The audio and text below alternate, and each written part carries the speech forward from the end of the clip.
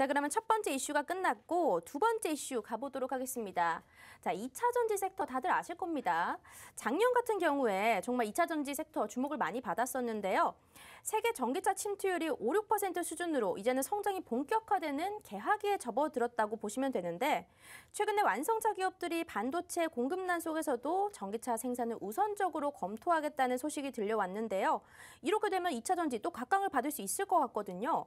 앞으로 2차 전지 섹터 상승 모멘텀이 더 남아있는지 궁금한데 우리 카이로스 전문가님께서는 어떻게 보고 계실까요? 네, 이제 2차 전지 산업에 대해서 제가 말씀드리기 전에 2차 전지 산업에 대해서 의구심을 품으시는 분은 아무도 없으시거든요. 예를 들어서 이제 뭐 메타버스 같은 경우는 메타버스는 뭐 허구다라는 말도 있고요. 네. 그리고 NFT 같은 경우는 무슨 뭐 한강물 떠다 파는 거 아니냐라는 의견도 있어요. 그리고 이제 로봇 테마 같은 경우도 그게 가겠어라고 의구심을 품는 분들이 분명히 많이 계십니다. 하지만 2차 전지 산업에 대해서 뭐 2차 전지 산업이 안 갈 거다, 2차 전지 산업이 되겠어라고 말하시는 분은 단 한 분도 없으세요. 네. 단 한 분도 없으신데 우리가 이제 2차 전지 산업이라고 생각을 하면은 아무래도 전기차죠. 전기차고 자동차 산업이라는 게 우리 그 세계 경제를 이끌어가는 아주 큰 산업 중에 하나거든요. 그러다 보니까 그 2차 전지 산업은 지속적으로 커질 수밖에 없다라는 걸 먼저 말씀을 드리고, 그리고 이제 그 내연기관 자동차보다 전기차 쪽으로의 우리 그 제조사들이 발빠른 그 성장을 요구하는 경우가 많이 있습니다. 예를 들어서 지금 차량용 반도체가 부족한 상황인데 자동차 제조사 입장에서 내연기관 차보다도 오히려 2차 전지, 그러니까 전기차를 더 생산을 캐파를 늘리겠다라는 발표들이 곳곳이 나오고 있어요. 그러다 보니까 2차 전지, 그러니까 차량용 배터리 관련해서는 앞으로 전망이 매우 밝다라고 말씀을 드릴 수가 있을 것 같고요. 특히 이제 그 우리 기업이죠. 우리 기업 배터리 셀 3사에 대해서 좀 말씀을 먼저 드려보면은 LG 에너지 솔루션, 그리고 이제 삼성 SDI, 그리고 이제 SK온 비상장 회사죠. SK온 같은 경우는 비상장 회사인데 배터리 셀 3사를 이렇게 말씀을 드릴 수가 있어요. 배터리 셀 3사의 경우 이제 글로벌 탑 티어에 지금 속해 있습니다. 네. 글로벌 탑 티어에 속해 있다 보니까 예를 들어서 LG 에너지 솔루션 같은 경우는 ESS M&A 드라이브를 강하게 걸고 있어요. 호재거리죠. 그리고 다음으로 삼성 SDI 같은 경우는 지난해 4분기 깜짝 실적을 발표했습니다. 실적이 아주 좋았어요. 그리고 또 한 가지 SK이노베이션 같은 경우는 뭐 사우디 국부펀드 베팅이 한 4조 원 정도 아주 강하게 들어오고 있거든요. 그러니까 우리 배터리 셀 3사 국내 기업들이 아주 지금 업황이 좋다. 그런데 이전에 그 고점 대비해서 한 20% 정도는 하락을 한 상태예요. 2차 전지 산업에 대한 그 전망이 과거랑은 좀 다르게 조금 저평가되어 있다는 게 지금의 업황이거든요. 그 부분을 우리가 이제 체크를 하셔야 되시고 지금 좋은 2차 전지 업황 대비해가지고 심각하게 저평가되어 있다라는 부분을 제가 한 번 더 강조를 해드리고 배터리 셀 3사에 대해서 말씀을 드렸어요. 거기와 연결되어 있는 밸류체인 회사들 아주 많이 있죠. 그렇다 보니까 2차 전지 산업에 있어서는 우리가 투자 아이디어를 얻을 수 있는 기업들이 아주 많다라고 말씀을 드리고 싶고, 그리고 이제 우리 노란 톡방 들어오시면은 2차 전지 산업에 대해서 개략적으로 잘 모르시는 분들이 계세요. 그런 부분에 대한 자료도 바로바로 드리고 있으니까 그거 한번 참고해 보시면 좋을 것 같고, 끝으로 이제 2차 전지 산업 아주 업황이 좋다라는 거를 좀 강조를 해드리고 싶습니다. 2차 전지 업황이 좋고 저평가된 종목이 많다라고 얘기를 해주셨고요. 우리 시청자분들 중에서 2차 전지 잘 모르겠다, 어떤 내용들이 있고 어떤 종목들이 2차 전지 관련주인지도 잘 모르겠다 하신다면요. 노란톡 입장해 주시면 여기에 대한 자료까지 다 준비가 되어 있다고 합니다. 자, 바로 QR코드를 통해서 여러분들 입장을 해주시면 될 것 같고요. 저평가되어 있다라고 얘기를 해주셨어요. 확실히 궁금했던 점이 그거긴 했거든요. 2차 전지 관련주들 작년에 생각해보면 좀 올랐던 기억이 있긴 한데 네, 이 지금 주가들 괜찮을까? 내가 지금 좀 매수를 해도 괜찮을까? 뭔가 실적 대비나 저평가된 종목들 괜찮은 건 어떤 게 있을까 궁금해졌거든요. 현재 주가는 그러면 좀 괜찮다고 보시는 거세요? 앞서서 말씀드렸다시피 이제 업황 부분 자체가 좋아요. 좋은데 반면에서 네. 굉장히 모든 그 2차 전지 관련주들이 좀 저평가되어 있는 경향이 있거든요. 네. 그러다 보니까 제가 이제 관심 픽으로 좀 가져온 종목들이 몇 가지가 있어요. 관심 픽이 있어요? 몇 가지가 네. 관심 픽으로 가져온 종목이 있는데, 먼저 볼 게 솔루스 첨단 소재라는 종목입니다. 네. 솔루스 첨단 소재라는 종목이 동박하고 이제 전지박을 생산하는 기업인데 오늘 그 테슬라 아시죠? 네. 전기차 회사. 뭐 김지성 아나운서님께서 타고 계시는 걸로 네. 알고 있는데 그 테슬라 기업의 이제 2차 전지 동박 납품 소식이 오늘 강한 모습을 보여줬어요.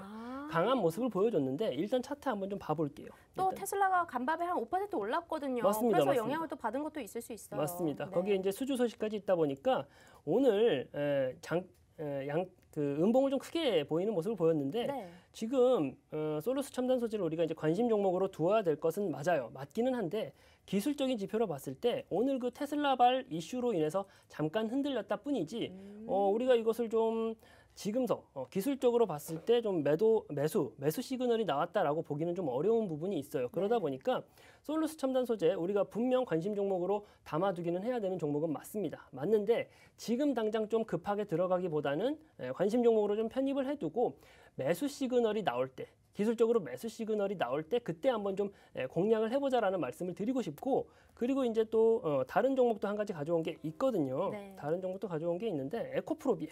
에코프로비엠은 유명하죠. 이거 코스닥 시총 2위 아닌가요? 그렇죠, 좀 그렇죠. 크죠? 코스닥 네. 뭐 시총 1위도 했었고 네. 지금 현재는 2위인데 다음으로 에코프로비엠인데 에코프로비엠 같은 경우는 다들 아실 거예요. 다들 아실 텐데 이제 양극재를 생산하는 기업이죠. 양극재라는 게 이제 전기차 가장 핵심 부품이라고 말을 해도 과언이 아닙니다. 주행 거리를 늘릴 수 있는 게 결국 그 양극재 기술이기 때문에 그 기술을 보유한 게 에코프로비엠이에요. 근데 이제 에코프로비엠 지금 에코프로비엠을 가져와 하시는 분들 분명히 있으실 거예요.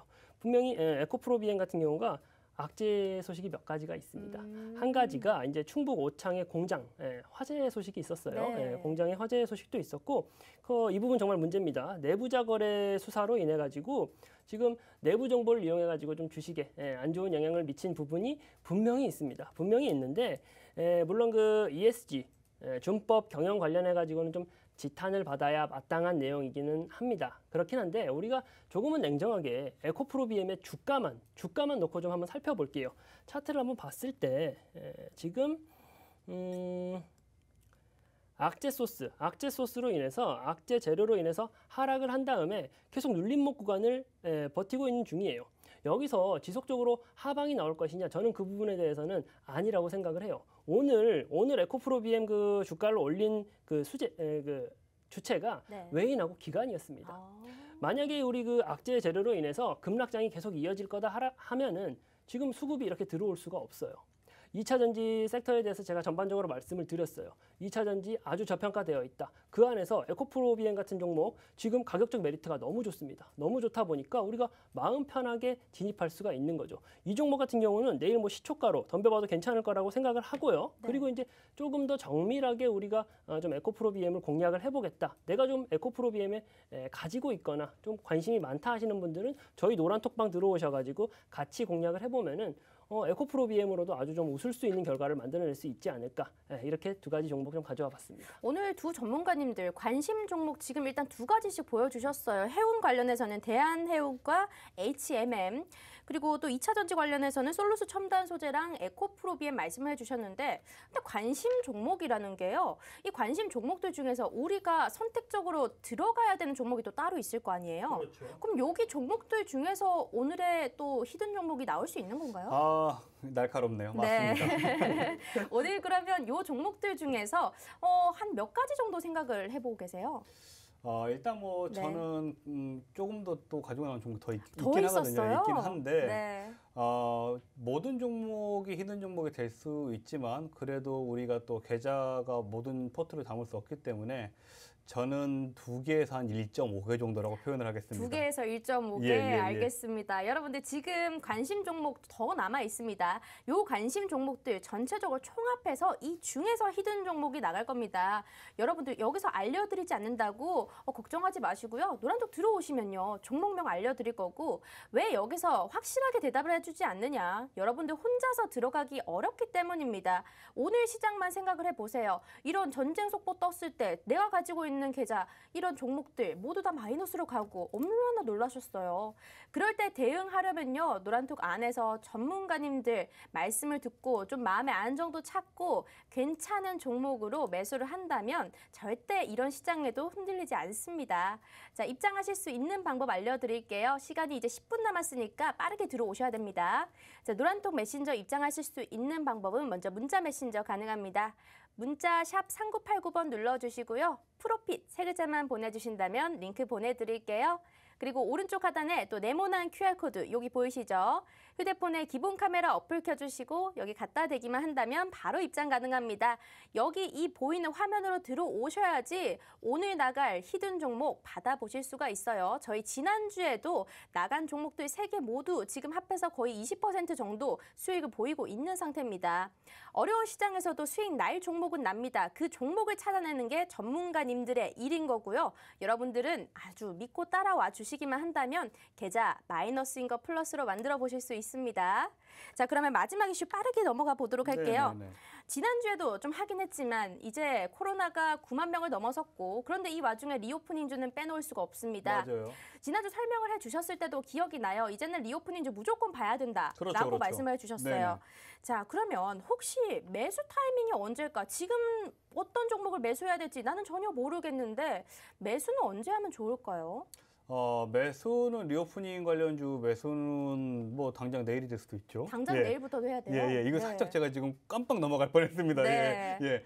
자, 매수는 뭐 당장 내일이라도 해도 되는데, 예. 네. 일단 조금 장을 좀 지켜봐야 되겠죠. 예, 리오프닝 관련주는 뭐 크게 나눴을 때 우리가 뭐 여행 있죠. 그렇죠? 네. 여행 있고, 카지노 있고, 야, 그리고 우리가 주류까지 갔죠. 자, 이제 하나 남았어요. 보면, 어떻게 보면은. 항공도 저희 넘어갔었고. 그러면 화장품? 아, 그렇죠. 예. 네. 드디어 이제 화장품이 나왔습니다.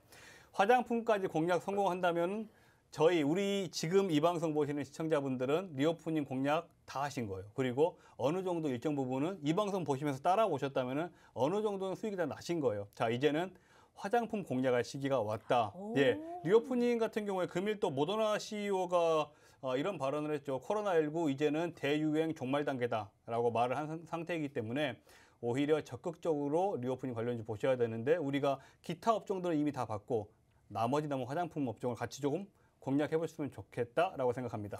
화장품 업종 그러면요. 예, 예. 지금 뭐 업종에 대해서 리오프닝 관련주, 화장품, 여행 뭐 등등등 있다고 했는데 네네. 그럼 기존 코로나들 예. 그럼 기존 코로나주들은 이제 대응 전략 어떻게 세워야 돼요?